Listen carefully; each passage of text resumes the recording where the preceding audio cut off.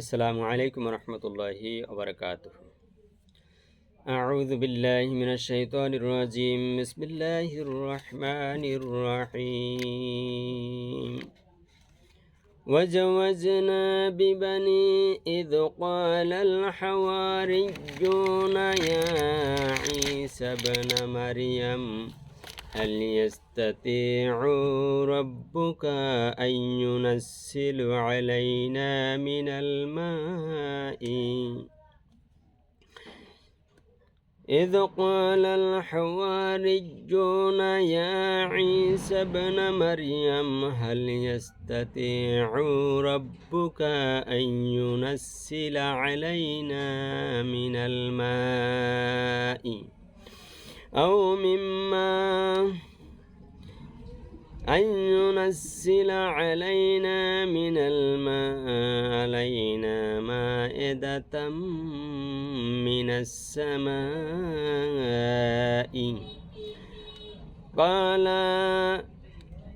قال اتقوا الله إن كنتم مؤمنين قالوا نريد أن نأكل منها وتطمئن قلوبنا ونعلم أن قد صدقتنا ونكون عليها من الشاهدين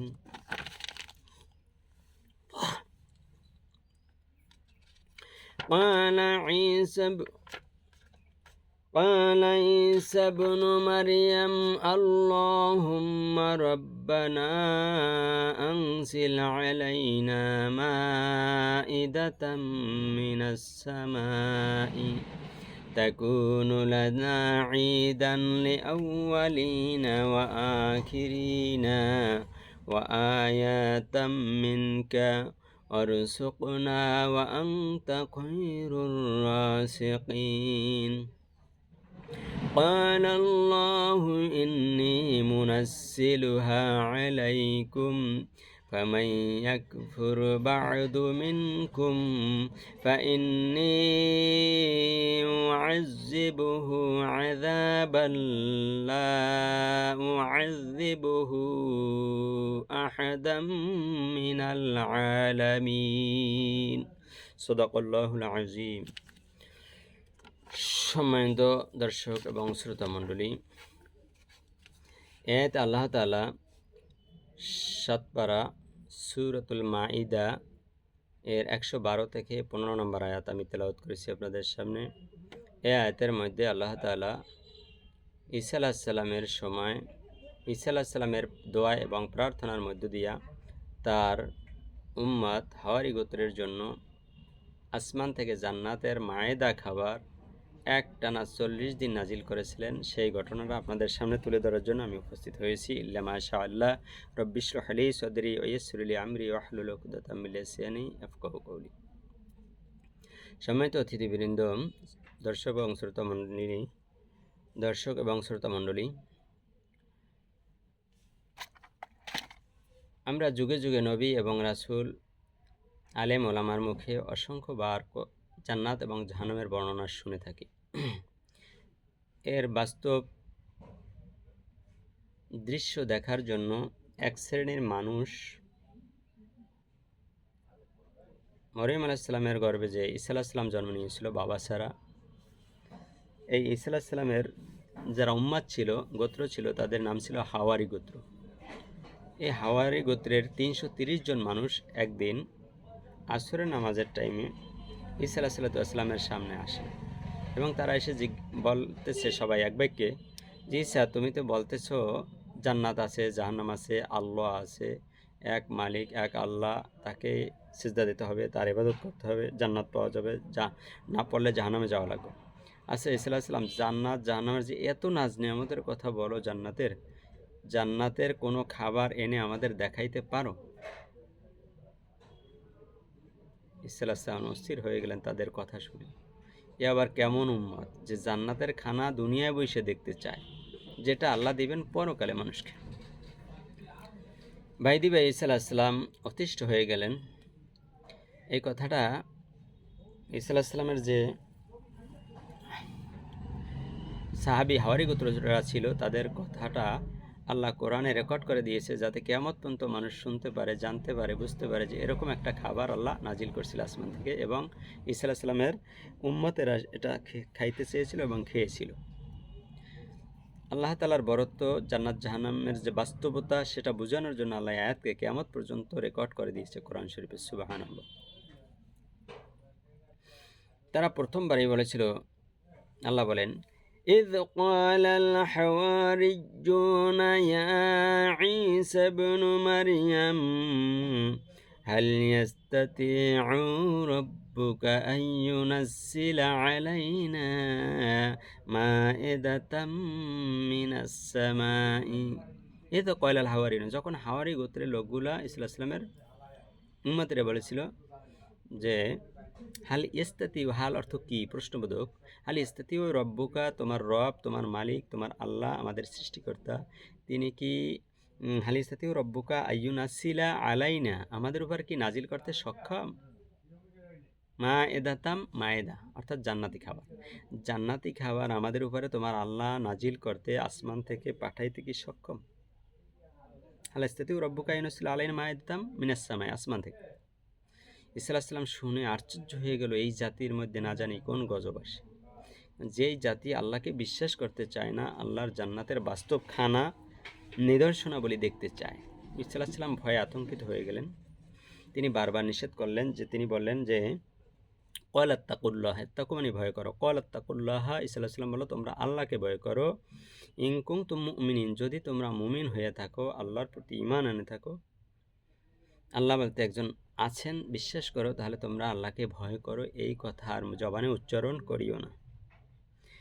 কিন্তু নাছরবান্দা ইহুদি সেই হাওয়ারি গোত্রের লোকেরা ৩৩০ জন মানুষ ঈসা আলাইহিস সালামকে ঘাড় এদিকেও ফিরাতে দিচ্ছেন না, এদিকেও ফিরাতে দিচ্ছেন, বারবার অনুরোধ করতেছে, আমরা ওই খানা দেখতে চাই, খাবো, তাহলে কী হবে, আমাদের আত্মায় শান্তি হবে এবং আমরা বুঝতে পারবো যে আল্লাহ আছেন, জান্নাত জাহান্নাম আছে, এটা বিশ্বাস করবো আমরা, এটা আল্লাহর পক্ষ থেকে এটা একটা নিদর্শন হয়ে থাকবে দুনিয়ায়, যে মানুষ জানতে পারবে যে জান্নাত জাহান্নাম আছে, আসমানে খানা আছে, আল্লাহ আছে। ঈসা আলাইহিস সালাম অতিষ্ঠ হয়ে গেল, তখন বলল, ইমানদার হইলে আল্লাহকে ভয় করো, এতে ফিরে থাকো। তখন ঈসা আলাইহিস সালামের হাওয়ারি গোত্রের লোকেরা এক বাক্যে আমার বলে উঠল, ক্বালু নুরিদু আন নাকুলা মিনহা ওয়া তাতমাইন্না কুলুবুনা ওয়া না'লামু আন ক্বাদ সাদাকতানা। ক্বালু, তারা বলল, নুরিদু আন নাকুলা মিনহা, যা কিছু বলেন না কেন, এইখানে আমরা খেতে চাই, আমরা ফিরবো না এখানা থেকে, অর্থাৎ মাইন্না কুলুবুনা, আর এই খাবার খেলে আমাদের আত্মায় শান্তিতে ভরে যাবে, তৃপ্তিতে ভরে যাবে, একটু খাওয়ান। অনা আলমান কত সদাক্তানা, আর বুঝতে পারবো সাদাকা মানে সত্য, আপনি যত কথা বলছেন, জাহান্নামের কথা, জান্নাতের কথা, আল্লাহর কথা, সমস্ত কিতাবের কথা, সব সত্য আমরা বুঝতে পারবো যদি খাইতে পারি। বাস্তবে একটু খাওয়াই দেখেন, আপনার আল্লাহর কাছে বলেন খাওয়াই কিনা। ঈসা আলাইহিস সালাম আশ্চর্য হয়ে গেলেন, কোন জাতির পাল্লায় আমি পড়েছি, যারা আসমান থেকে জান্নাতের সরাসরি খাবার খেতে চায়, দেখতে চায়। এটাও আল্লাহর দ্বারা সম্ভব। সুবহানাল্লাহ। যে আল্লাহ আসমান থেকে ফোঁটায় ফোঁটায় মিষ্টি পানি প্রেরণ করতে পারেন, যে আল্লাহ কলা গাছের মধ্যে দিয়ে কলা বের করতে পারেন, যে আল্লাহ ডিমের ভিতর দিয়া বিনা বাতাস প্রয়োগের মাধ্যমে শ্বাস নিঃশ্বাস নেওয়াই একটা মুরগির বাচ্চা ফোটাইতে পারেন, সে আল্লাহ খাবার খাওয়াতে পারেন ইনশাআল্লাহ। এবারে বললাম, ঈসা আলাইহিস সালাম বলতে লাগলো, ক্বালা ঈসা ইবনু মারইয়াম, মারইয়াম আলাইহিস সালামের পুত্র ঈসা আলাইহিস সালাম বলতে শুরু করলো, রব্বানা আনজিল আলাইনা মাইদাতাম মিনাস সামাই। রব্বানা, হে আমার রব। 2 রাকাত নামাজ পড়লেন আসরের নামাজের পরে, গোল হয়ে চতুর্দিক থেকে হাওয়ারি গোত্রের 330 জন লোক বসে গেল, আর ঈসা আলাইহিস সালাম অস্থির হইয়া 2 রাকাত নামাজ পড়লেন, আল্লাহর কাছে সাহায্য চাইলেন, হাত বাড়াই দিলেন যে আল্লাহ খাবার পাঠাও, কারণ এই নাছর বান্দারা আমাকে ছাড়তেছে না, আমি কি করতে পারি এখন? আল্লাহ তুমি খানা পাঠাইয়া দাও, আসমান থেকে তুমি খানা পাঠাও। এখন খানা যে আল্লাহ পাঠাবেন, নামাজ পড়ে আল্লাহর কাছে খানা চেয়েছেন, আল্লাহ খানা পাঠাইয়া দাও। আসমান থেকে তুমি নাজিল করো খানা। রব্বানা আনসিল আলাইনা মাইদাতাম মিনাস সামাই তাকুনু লানা ঈদান লিআউয়ালিনা ওয়া আখিরিনা। যেই খাবার খেলে এখন যারা আছে এবং ভবিষ্যতে যারা আসবে কিয়ামত পর্যন্ত সকলের দিলে একটা ঈদের আনন্দ বয়ে যাবে। এই কথা শুনেছি, আসমান থেকে খানা নাজিল করে তুমি খাওয়াইছো। আর কি হবে? ওয়া আয়াতাম মিনকা, তোমার পক্ষ থেকে। আয়াত মানে নিদর্শন, একটা নিদর্শন হয়ে থাকবে যে আল্লাহ আসমান থেকে জান্নাতের খাবার পাঠাইয়া মানুষকে খাওয়াইছে। সুবহানাল্লাহ। এমন সুন্দরভাবে প্রার্থনা করলেন, দোয়া করলেন ঈসা আলাইহিস সালাম, ওয়ারসুক না, এবং আমাদের রিজিক পাঠাইয়া দাও খাবার আসমান থেকে। আনতা খয়রুর রাযিকিন, কারণ আপনি উত্তম রিজিক দাতা। দুনিয়া বিশ্বে তো কামাই করে খায়, একটু বিনা কামাইতে পাঠাই দেখেন না। আল্লাহ তাআলা ঈসা আলাইহিস সালামের দোয়া কবুল করলেন। নবীদের দোয়া তো আল্লাহ ফিরান না, অনুরোধ ফিরান না। কিন্তু আল্লাহ তাআলা ডাক দিয়ে বলেন, ঈসা, খাবার যে চাও, খাবার পাঠাবো, কিন্তু এই খাবারের সাথে যদি কেউ বেয়াদবি করে আমার, এমন গজব দেব দুনিয়ায়, এমন গজব কিয়ামত পর্যন্ত আর কাউকে আমি দেব না। সুবহানাল্লাহ। সেটাও আল্লাহ রেকর্ড করে দিয়েছেন, কথাটা মুহাম্মদ সাল্লাল্লাহু আলাইহি ওয়াসাল্লামকে জানিয়ে দিয়েছেন যে এই ঘটনা। ক্বালাল্লাহু ইন্নী মুনাজ্জিলুহা আলাইকুম, অবশ্যই আমি তোমাদের উপরে, আল্লাহ বলল, মায়দা নামক খানা, জান্নাতের খাবার নামাচ্ছি, আনসালা নাজিল করে দিচ্ছি। তবে শুনিয়ে রাখো, ফামান ইয়াকফুর বা'দু মিনকুম, তোমাদের মধ্য থেকে যদি কেউ এই খানার সাথে বেয়াদবি করে, কুফরি করে, দুই নম্বরই করে, ফাইন্নী উআযযিবুহু আযাবান লা উআযযিবুহু আহাদাম মিনাল আলামিন। আল্লাহু আকবার।